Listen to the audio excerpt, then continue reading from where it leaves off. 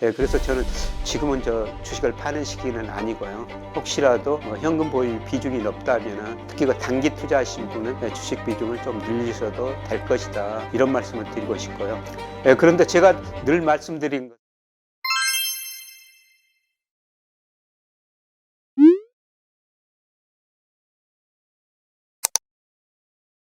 안녕하세요. 서강대 경제대학원 교수 김양익입니다. 제가 여러분한테 늘 말씀드렸던 게 시대의 흐름에 당하지 말자. 거시경제의 흐름을 알자. 특히 거시경제의 흐름에서 우리 주식 투자하시는 분은 꼭 통계청에서 발표하는 선행지수 순환변동치를 보자. 이런 말씀을 드렸습니다. 근데 선행지수 순환변동치가 작년에 6월을 고점으로 그 뒤로 지속적으로 떨어졌거든요. 그래서 우리 주가도 3,300이 넘었다가 최근 2,300 밑으로 1,000포인트 이상 떨어졌죠. 그래서 선행지수를 알면은 우리가 아무리 종목을 열심히 공부하더라도 선행지수가 떨어질 때는 주가지수가 같이 떨어지고 좋은 종목도 같이 떨어졌다는 거죠. 대표적으로 삼성전자 주식 아닙니까? 그때 95,000원 갈 때 10만전자가 이야기가 나왔습니다만 선행지수 떨어지고 종합주가지수 떨어지고 삼성전자 주가도 같이 떨어졌지 않습니까? 그래서 우리가 주식 투자할 때는 선행지수를 꼭 보자. 선행지수가 하락할 때는 우리가 주식 비중을 많이 줄여야 된다. 이런 말씀을 드렸습니다. 아무리 좋은 종목이라더라요. 그래서 선행지수가 작년 6월을 고점으로 올 4월까지 계속해서 떨어졌습니다. 그런데 최근에 5월께 발표됐는데요. 5월께 일시적으로 반등했어요. 그래서 4월에 선행지수 순환변동치가 99.3이었는데요. 5월을 보니까 99.4로 약간 올랐거든요. 문제는 이 선행지수 순환변동치가 일시적인 상승인가 추세적인 상승인가. 추세적인 상승이라면 지금 적극적으로 주식을 사야 되죠. 그런데 향후 몇 개월 일시적인 상승이고 올 연말 내년 초 가면 다시 떨어질 것이다. 저는 그렇게 보고 있는데요. 근데 5월 우선 선행지수가 올랐던 게 선행지수는 7개 지표로 구성됩니다. 재고 순환지표, 그 다음에 경제심리지수, 기계류 내수출하지수, 건설수주액, 수출입 물가 비율, 코스피, 장단기 금리차 이런 거로 선행지수가 구성되고 있거든요.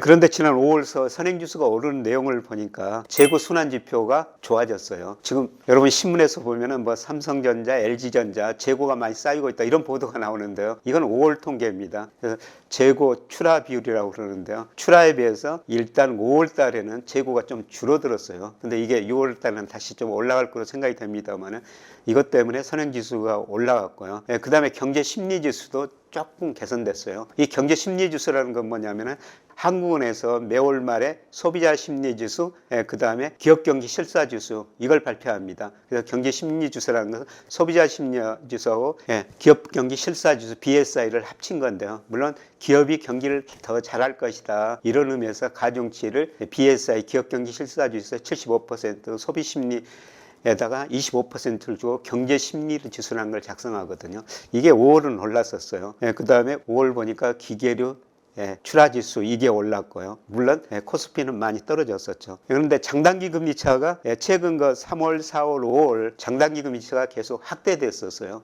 아마 이게 선행지수 상승에 크게 기여했던 것 같습니다.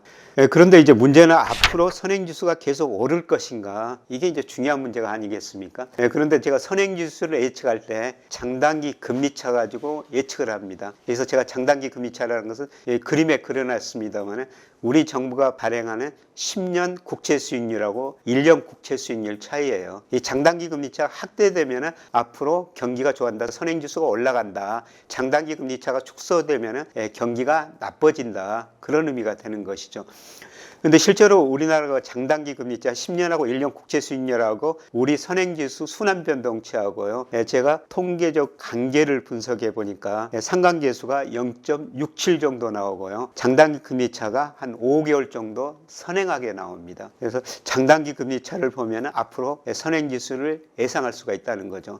물론 이 선행지수 제가 0.67, 5개월이라고 말씀드렸습니다만 이거는 기간을 어떤 식으로 잡았느냐에 따라 다르거든요. 그래서 저는 저희 학생들한테 통계 분석할 때 이런 결과를 줄 때 반드시 추정 기간을 넣어야 된다. 이게 추정 기간이 다르면 이 수치들이 달라집니다.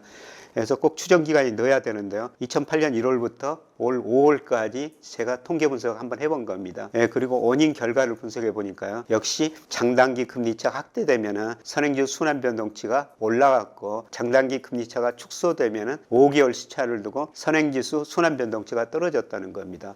그래서 우리가 선행지수 순환 변동치를 보고요. 우리가 경기 판단하고 주식시장을 판단할 수가 있습니다만 이 장단기 금리차가 중요한 게 선행지수는 언제 발표됩니까? 매월 말에 지난달 통계를 발표해요. 예를 들어 7월 말에 6월 말 통계를 발표하죠. 6월 말에 지금 5월 통계가 발표됐고요. 근데 금리라는 건 어떻습니까? 금리라는 것은 우리가 시장에서 매일매일 관찰합니다. 그래서 여기서 제가 그린 거는 월평균 금리예요. 여러분이 주간으로나 일간 단위로 그림을 그려보면서 이 장단기 금리차 확대되면 앞으로 경기가 좋아진다. 이게 축소되면 경기가 나빠진다. 이렇게 보시면 됩니다.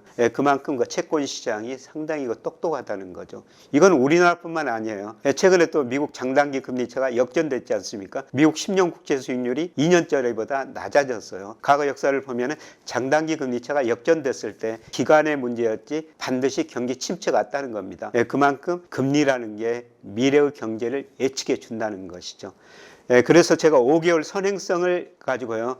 선행지수를 한번 예측해 봤습니다. 그러면은 지금 그래프에서 선행지수가 왔다 갔다 하는 모습이 좀 나오기는 있는데요. 그런데 지난주 한 5개월 동안 장단기 금리차가 올랐다 떨어졌다 했거든요. 근데 중요한 거는 장단기 금리차가 지금보다도 더 낮아지지는 않았다는 것이죠. 그래서 이걸로 보면요. 선행지수 순환변동치가 10월까지는 약간 좀 오를 가능성이 높다는 것입니다. 그래서 제가 선행지수 순환변동치를 보고 주가를 한번 판단해 보십시오. 이런 말씀을 드렸습니다. 근데 최근에 주가가 뭐 2,300 이하로 떨어졌습니다만 이 선행지수 순환변동치 제가 전망치는 이 장단기 금리차를 가지고 5개월 선행성을 가지고 선행지수 순환변동치를 전망해 본 거예요. 그래서 11월까지 그려놨습니다만 일단 10월까지는 선행지수 순환변동치가 좀 오르게 나오거든요.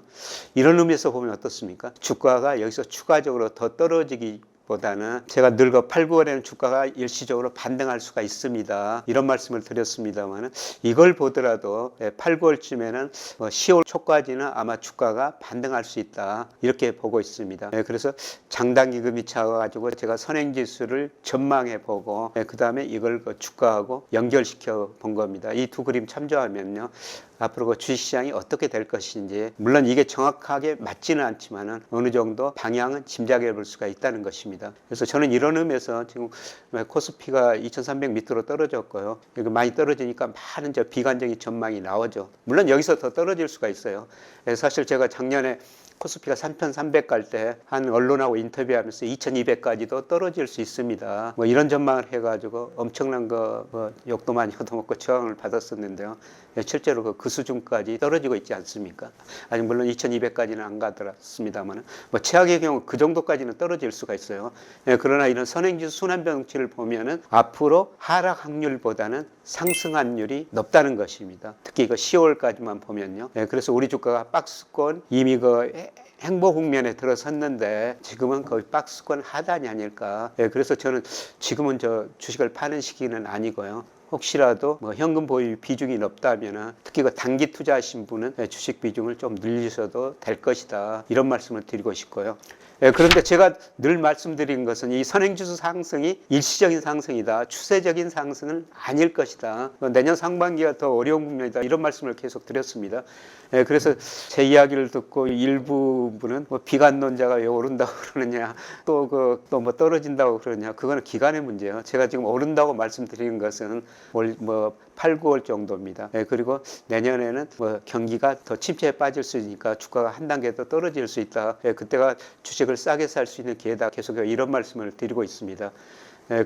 선행지수 순환변동에서 성행하는 장단기 금리차가 7월에 와서는 어떻습니까? 1년짜리는 조금 오르고 있는데 지금 10년짜리가 떨어지고 있어요. 그래서 지금 7월 들어가지고 선행지수 선행하는 장단기 금리차 축소되고 있으니까 아마 또 12월 내년 1월 가면은 선행지수가 떨어질 겁니다. 그래서 선행지수가 제가 8, 9월, 10월까지 일시적으로 오를 수 있다고 말씀드린 거지 이게 추세적인 상승은 아니다. 이걸 참조하시고요. 주식 투자하는 데 조금 보탬이 됐으면 좋을 것 같다는 생각이 듭니다. 고맙습니다. 경제스쿨 애독자 여러분들, 올해 투자하기 참 어렵다는 이야기를 많이 하시는데요. 위기를 기회로 바꿀 수 있는 준비를 잘 해두신다면 지금이 바로 부를 축적해 나갈 좋은 타이밍이다. 그 타이밍을 한 번은 실패로 놓치지 않으면 하는 간절한 바람으로 같이 공부하는 투자스쿨도 열심히 준비하고 있으니 투자가 어렵다고 생각하는 분들도 함께 해보셔도 좋겠습니다. 설명글을 확인해 주시고요. 그럼 여러분 모두들 늘 좋은 오늘 되시길 바랍니다. 감사합니다.